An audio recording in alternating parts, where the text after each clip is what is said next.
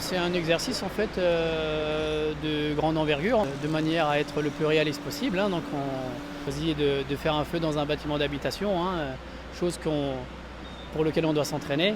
Donc un feu de magasin avec une propagation dans une cage d'escalier et dans divers appartements en fait en partie haute en fait, hein. C'est un scénario complexe.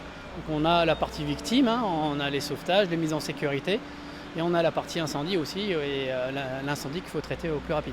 Le but des manœuvres, c'est d'être meilleur, bien sûr, hein. On manœuvre pour ça, hein. C'est pour se remettre en question et pour s'entraîner au plus et au mieux pour être efficace le jour J. Il y a toute une chaîne de commandement qui se met en place, hein, donc des premiers intervenants jusqu'au niveau du commandement des opérations de secours, qui peut être un chef de groupe, voire chef de colonne, chef de site. Donc on essaie de mettre en place sur la manœuvre. En fait.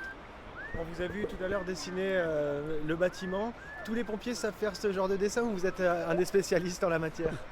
Non, c'est un petit peu ma spécialité, mais en fait, l'idée c'est de le partager, puis de transmettre cet outil en fait qui est très sympa pour les pompiers en fait, et très efficace. Le requis opérationnel en fait, c'est quelque chose qui vraiment permet de schématiser par transparence en fait tout ce qui se passe dans le bâtiment, la volumétrie.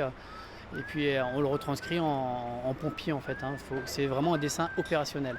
On va chercher les problématiques et les identifier en fait par un schéma au plus simple pour que tout le monde puisse comprendre au mieux qu'est-ce qui se passe et les risques de propagation et d'évolution du sinistre.